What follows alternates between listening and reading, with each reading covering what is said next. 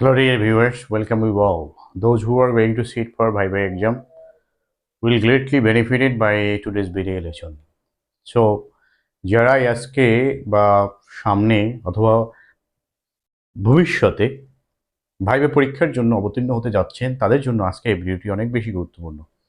যারা আমার ইউটিউব চ্যানেলের সাথে যুক্ত রয়েছেন এবং আমার ফেসবুক পেজের সাথে তাদের সকলকে স্বাগত জানাই। যারা আমার ইউটিউব চ্যানেল ইংলিশ হসপিটাল 24 এবং আমার ফেসবুক পেজ ইংলিশ এডুকেশন এখনও ফলো করেননি তাদেরকে অনুরোধ করবো ফলো করে রাখার জন্য। তো আজকে আমি আলোচনা করব কারণ আমাদের বিভিন্ন সময়ে চাকরির পরীক্ষাতে সর্বশেষ যে ধাপ সেটা হচ্ছে ভাইবা পরীক্ষা। তা আমি গত 2/10/2023 দ্যাট মিনস 2023 সালের 2 অক্টোবর বা 2রা অক্টোবর এনটিএসসি এর একটি ভাইবা পরীক্ষা দিয়েছিলাম। তো সেই ভাইবা পরীক্ষাতে যখন গিয়েছিলাম সেখানে গিয়ে দেখেছিলাম পুরুষ মহিলা প্রার্থীরা কে কীরকম ড্রেস আপ পরে আসছে। এছাড়াও প্রিভিয়াস যে ভাইভাগুলোও দিয়েছি সেখানে এই যে ড্রেস বিষয়টি অনেকের জন্যই বিভিন্ন ধরনের সমস্যা বা অনেকের জন্য বিভিন্ন সময় বিভিন্ন ধরনের হেজিটেশন তৈরি করে, একটা অড সিচুয়েশনও তৈরি করে যায়। সুতরাং এই ড্রেস কোড নিয়ে আজকে আলোচনা করব। এর আগে আমি এই চ্যানেলে আলোচনা করেছিলাম ছেলেদের কী ধরনের পোশাক মেনটেন করতে হবে, ছেলেদের পোশাক কী ধরনের হওয়া উচিত। আজকে আমি আলোচনা করব মেয়েদের কী ধরনের পোশাক পরিধান করা উচিত ভাইবা পরীক্ষাতে।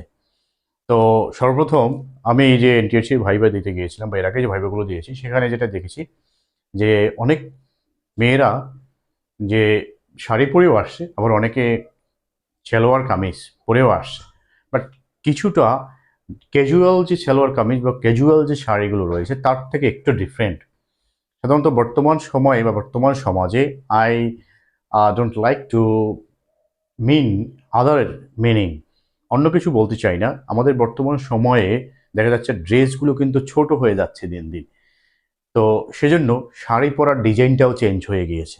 আমাদের বর্তমানে যারা ড্রেস পরে সেই ড্রেস পরার ক্ষেত্রে দেখা যায় অধিকাংশ মেয়েদেরই তাদের ডিজাইনগুলো আস্তে আস্তে উপরের দিকে উঠে যাচ্ছে। বাট এই যে ভাইবা পরীক্ষা এখানে কিন্তু যে বাহিরের যে ফ্যাশনেবল যে ড্রেস সেই ফ্যাশনেবল ড্রেস কিন্তু এখানে ইউজ করা যায় না। এখানে একটু ডিফারেন্ট কিছু ড্রেস মেনটেন করতে হয়। তো সেই ড্রেসগুলো আমি যদি এখানে বলি, এখানে আমি কিছু নাম লিখেছি বা ওখানে আমি যেটা দেখেছি বা ওই অফিসিয়াল মানুষের সাথে আলোচনা করে যেটা জানতে পেরেছি যে কোন ধরনের ড্রেস পরে আসা উচিত, তার মধ্যে নাম্বার 1 প্রেফার হচ্ছে শাড়ি। অফিসিয়াল ভাইবা পরীক্ষা বা অফিসিয়াল ড্রেস কোডের ক্ষেত্রে বেশি প্রেফার করা হয় শাড়ির ক্ষেত্রে।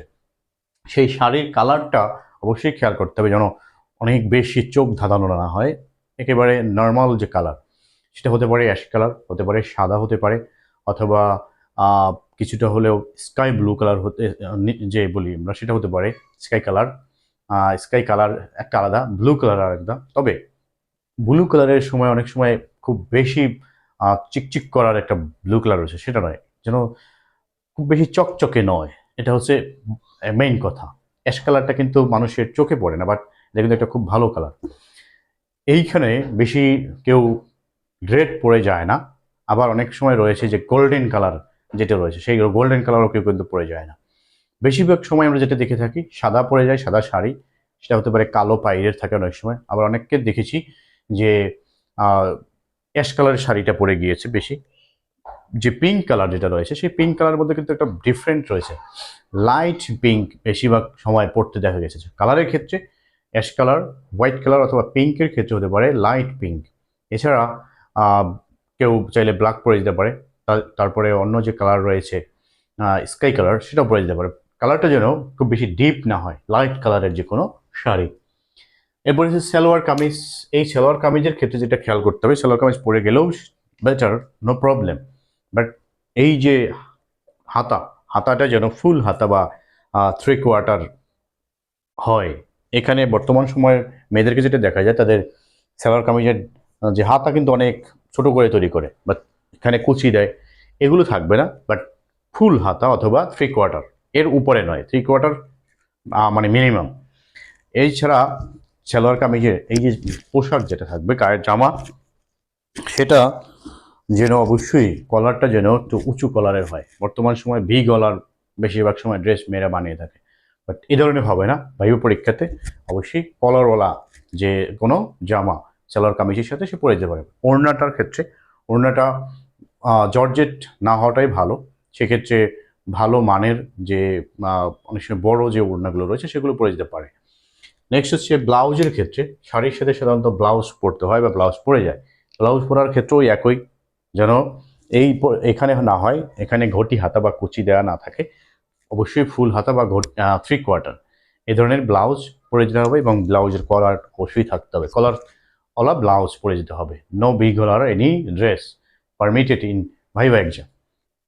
তারপর হচ্ছে জুতার ক্ষেত্রে, জুতা চাইলে স্লিপার পরাটাই বেস্ট, কারণ স্লিপারগুলো বেশি শব্দ করে না। তো এই ক্ষেত্রে স্লিপারের ক্ষেত্রে খেয়াল করতে হবে, যদি কারো হাইট একটু কম হয় সে একটু হালকা উঁচু স্লিপার পরতে পারে, আর যাদের হাইট বেশি তারা হিল বা উঁচু কোনো জুতা না পরে একেবারে স্লিপার পরে যাওয়াটাই ভালো। যেগুলো লেদারের যে জুতোগুলো রয়েছে সেগুলো কিন্তু বেস্ট, কারণ লেদারের জুতোগুলোতে বেশি শব্দ করে না, কোনো ঝামেলাও নেই। নেক্সট হচ্ছে চুলের ক্ষেত্রে, চুল সাধারণত বর্তমান সময়ে মেয়েদের যেটা দেখা যায় যে অনেকেই রাস্তায় হাঁটে আর এরকম চুল হাত দিয়ে শুধু একার উড়াতেই থাকে। কিন্তু ভাইবা পরীক্ষার ক্ষেত্রে চুলগুলো অবশ্যই বেস্ট হচ্ছে পিছনে বেনি করে রেখে গেলে খুব ভালো। এছাড়া খোপা করে গেলেও হয়, কারণ খোপা করে গেলে যদি শাড়ি পরা থাকে তাহলে অবশ্যই সেটাতে ভালো করে রাখা যায়। বাট এই যে এখানে কিছু পড়ে থাকে ফেইজের উপরে, সেগুলো বারবার ঠিক করে যায়। এটা ভাইবা পরীক্ষাতে খুবই অড সিচুয়েশন তৈরি করবে। সুতরাং সকলকে এটা অনুরোধ থাকবে যেন চুলটা অবশ্যই বেনি করলে পিছনে বেনি করে রেখে দিতে হবে, অথবা যদি কেউ এই সামনে ওরকম স্টাইল করা থাকে সেই স্টাইলটা যাতে সে আগে থেকেই খোপা করার জন্য বা যেন বেনির মধ্যে রাখা যায় সেই সিস্টেমে রেখে যায়, মানে ফেইজের উপরে যেন কোনো ধরনের চুল পড়ে না থাকে। তারপর হচ্ছে হিজাব পরার ক্ষেত্রে, হিজাব মুসলিম মেয়েদের জন্য খুবই একটা ভালো পোশাক, কারণ হিজাব পরে গেলে চুল কে কীরকম রেখেছে, চুল সে আদৌ বেঁধেছে কিনা এটা কিন্তু আর কোনো প্রমাণ থাকে না।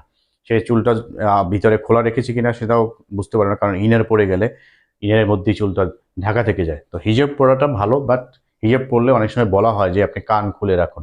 তো সেই জন্য হিজাব পরলে কান যাতে খুলে রাখা যায়, ভাইবা পরীক্ষায় ঢোকার আগে আগে যাতে কানটা খুলে রাখা যায় সেটা খেয়াল করতে হবে, সেই ধরনের হিজাব পরে যেতে হবে।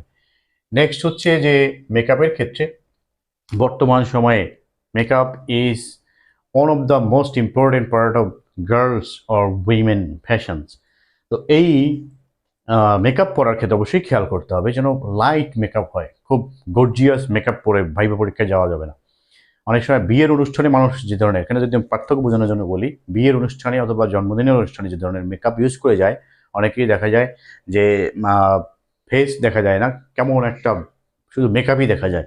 এই ধরনের মেকআপ নয়, খুব লাইট মেকআপ যাতে শুধু একটু উজ্জ্বলতা আসে, বাট বোঝা না যায় যে সে খুব বেশি মেকআপ ইউজ করেছে। সুতরাং আপনাদের কাছে অনুরোধ থাকবে মেকআপ যেন আপনার জন্য একটা ওয়ার্ড সিচুয়েশন তৈরি না করে। কারণ ওখানে গিয়ে আমি যে ভাইবা পরীক্ষা দিয়েছি বিভিন্ন জায়গাতে, সব জায়গায় দেখেছি সব জায়গায় কিন্তু ফ্যান থাকে না, এসি থাকে না। সুতরাং যদি ঘেমে গিয়ে মেকআপটা কিন্তু একটু আরও বেশি বিশ্রী অবস্থার একটা তৈরি করতে পারে। সুতরাং মেকআপ না দিয়ে জাস্ট কিছু ফেস পাউডার বা এই জাতীয় কিছু দিয়ে যাওয়াটাই বেস্ট ভালো। এবার সে গহনা, অনেকে আছে যে বিয়ের অনুষ্ঠানে যাওয়ার আগে 2 হাতে ভরে আংটি পরে যায়, 2 হাতে ব্রেসলেট অথবা স্বর্ণের চুড়ি, মাথায় টিকলি, গলায় বড় বড় যে গহনা রয়েছে অর্নামেন্ট, এগুলো পরে যায়। ভাইবা পরীক্ষাতে কোনো কিছু পরার প্রয়োজন নেই। আপনার যদি হাতে শুধু একটা ঘড়ি থাকে জাস্ট এনাফ। আপনার কানে কোনো গহনা পরতে পারেন, কারণ হিজাব পরলে অনেক সময় কান তো খোলা অনেক পথে থাকে না, ওখানে গিয়ে খুললেন। বাট শুধু কানে এবং হাতে ঘড়ি পরলেই যথেষ্ট, অনেক বেশি অর্নামেন্টস পরে যাওয়ার কোনো প্রয়োজন নেই। এটা আপনার জন্য আরও নেগেটিভ কিছু কন্ডিশন বা নেগেটিভ কিছু পরিস্থিতি তৈরি করতে পারে। সুতরাং কোনো ধরনের অর্নামেন্টসের প্রয়োজন নেই, শুধু ঘড়ি, এবং সেই ঘড়িগুলোর ক্ষেত্রে এই কাঁটার যে ঘড়ি রয়েছে সেই কাঁটার ঘড়ি পরে যেতে হবে। কারণ অনেক সময় জিজ্ঞেস করা হয়, বলেন এখন টাইম কত অথবা আপনি কয়টা এখানে প্রবেশ করেছেন, সেজন্য ঘড়ি থাকলে এটা ভালো। বাট অন্য যে অর্নামেন্টসগুলো রয়েছে, স্বর্ণের যে অলংকার, এগুলো আপনি বাসায় রেখে যান, পরবর্তীতে এসে বাসায় পরবেন। এবারে হিলের ক্ষেত্রে অনেক সময় মেয়েদের বর্তমানে দেখা যায় হিল পরে যায়, হিলের নিচে যে ইয়াটা থাকে ওটা কিন্তু অনেক বেশি শক্ত, এটা অনেক বেশি শব্দ করে, ঠাস ঠাস। অনেক সময় ভাইবা পরীক্ষা যারা থাকবে তারা ভয় পেয়ে লাফ দিয়ে উঠতে পারে। সুতরাং হিল পরার কোনো প্রয়োজন নেই, হিল কিন্তু পারমিটেড নয়। শুধু স্লিপার লেদার টাইপের অল্প পরিমাণে উঁচু জুতো পরে যেতে পারেন, বাট হিল একদমই পারমিটেড নয়। সুতরাং এই যে কয়েকটি ড্রেস, এগুলো কিন্তু, এছাড়া যে কাগজপত্রের ক্ষেত্রে আমি যে একটা ঝামেলায় পড়েছিলাম, প্রথমত তাড়াহুড়ো করে যেতে যাওয়ার কারণে কলম নিতে ভুলে গিয়েছিলাম। কলম কিন্তু অনেক সময় ভাইবা পরীক্ষা লিখতে বলে, কলম নিয়ে যেতেই হবে। তাছাড়া যে কাগজপত্র আপনাকে ফটোকপি করে নিয়ে যেতে হবে সেগুলো অবশ্যই আগে থেকে জেনে ভালোভাবে তারপরে সেট করে এরপরে ওখানে নিয়ে যেতে হবে। মেইন যে কাগজপত্র নিতে বলবে সেগুলো পরিপূর্ণভাবে প্রস্তুতি নিয়ে যেতে হবে। অভিভাবক বা যারাই সাথে যায় তাদেরকে কিন্তু অনেক সময় ঢুকতে দেয় না। সুতরাং আমার সাথে আরেকজন সহকর্মী সেখানে গিয়েছিলেন, যিনি বাচ্চা নিয়ে গেছেন ওখানে। তো বাচ্চা গিয়ে সেখানে বসে কিন্তু খুব বেশি সে কান্না করতেছিল, মায়ের কাছে যাবে, মায়ের কাছে যাবে। সুতরাং প্রয়োজন বাচ্চাদের ওখানে না নিয়ে যাওয়াটা বেস্ট। নিয়ে গেলেও যেন বাহিরে রেখে যায়। ভিতরে বসে যদি এরকম কোনো সিচুয়েশন তৈরি করে একেবারে আপনার জন্য একটা হেজিটেশন বা খুব বেশি একটা আপনার জন্য অড সিচুয়েশন তৈরি করবে, একটা লজ্জাকর পরিস্থিতি তৈরি করতে পারে। সুতরাং এই ড্রেসের ক্ষেত্রে এগুলো মেনটেন করতে হবে, কাগজপত্র কিনে দিতে হবে, সবগুলো বিষয় আগের থেকেই প্রস্তুতি নিয়ে গুছিয়ে রাখতে হবে। এবং আমি যে আরেকটা সমস্যায় পড়েছিলাম সেটা হচ্ছে ভাই অধিকাংশ ভাইবাতে আমার এরকম ভুলটি হয়েছে যে আমি যেদিন ভাইবা সেদিনই ওখানে গিয়ে পৌঁছেছি। অনেক সময় দেখা যায় জ্যাম থাকে, ঢাকা শহরে জ্যাম বলতে এটা দূর হবে না জীবনেও। সুতরাং আগের দিন গিয়ে কাছাকাছি যেখানে পরীক্ষা তার খুব কাছাকাছি কোনো আত্মীয় বাসা অথবা হোটেলে থাকলেই বেস্ট। তো এই ড্রেসগুলো যদি মেনটেন করেন তাহলে অবশ্যই আপনার একটা লাভ অ্যাট ফার্স্ট সাইট অথবা একটা অফিসিয়াল লুক কিন্তু আসবে। কারণ আপনি ওখানে যে কোনো বাহ্য পরীক্ষাতে যান, যেহেতু আপনি গ্রাজুয়েশন করা, পোস্ট গ্রাজুয়েশন করা, আপনাকে সেরকম অফিসিয়াল লুকেই যেতে হবে। আশা করছি সবাই বিষয়গুলো বুঝতে পেরেছেন। বুঝতে পারলে অবশ্যই এটাই মেনে চলার চেষ্টা করবেন। এছাড়াও যদি আপনার আরও কোনো কিছু জানার থাকে সেগুলোও আপনি ওখানে মেনে জেনে শুনেই তারপরে যাবেন। আশা করছি সবাই সকল পরীক্ষাতেই সফলকাম হন। I wish you all the best. I wish you every success. Thanks for watching. Thanks to all.